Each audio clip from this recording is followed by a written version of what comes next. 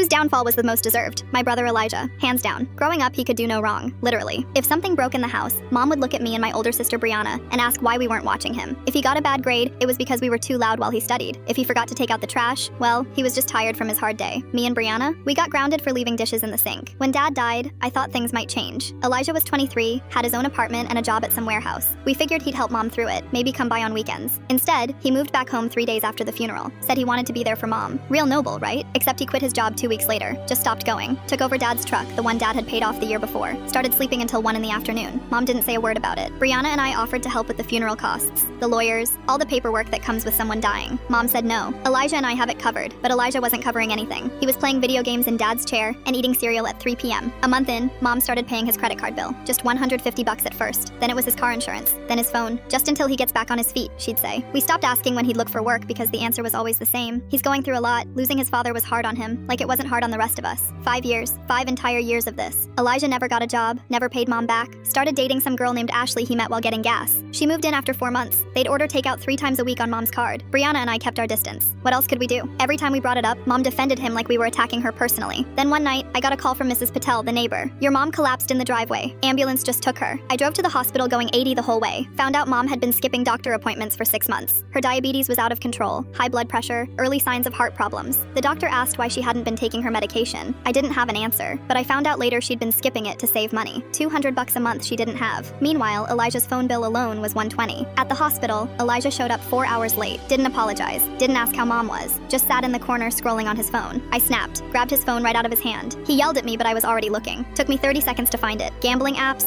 hundreds of charges, some for $50, some for $200, all from the account linked to Mom's debit card. Thousands of dollars gone. I looked at him and asked what the hell this was. He said, it's a side hustle. I was gonna pay her back when I won big. I wanted to scream. Brianna wanted to hit him. Instead, we called the bank right there in the waiting room, froze the account, called a lawyer the next morning and got power of attorney. Mom signed it from her hospital bed, barely strong enough to hold the pen. Elijah lost it, yelled at us in front of the nurses, said we were stealing from our own mother, stormed out and didn't come back. 2 days later, he tried to get into the house. Locks were changed. Brianna had already moved his stuff to the garage. A restraining order was filed the same week to keep him away from Mom's finances. He fought back the only way he knew how. Filed a complaint with Elder Services saying we were abusing her. Posted on Facebook about how his evil sisters were keeping him from his dying mother and stealing her money. That's when I posted the screenshots. Every single gambling charge. Every Venmo request Mom had sent him begging for grocery money. Every text where she asked if he'd applied anywhere and he said he would soon. People started sharing it. His friends saw it. Ashley saw it. She moved out that weekend. People he'd known since high school blocked him. Even our cousin Jordan, who used to cover for him, called him a leech. Mom got better. Slowly, her sugar leveled out. She started physical therapy. And once she was stable, she told us she knew. She'd known for 2 years what he was doing. She just didn't want to lose him like she lost Dad. That broke me more than anything. Elijah's working at a gas station now.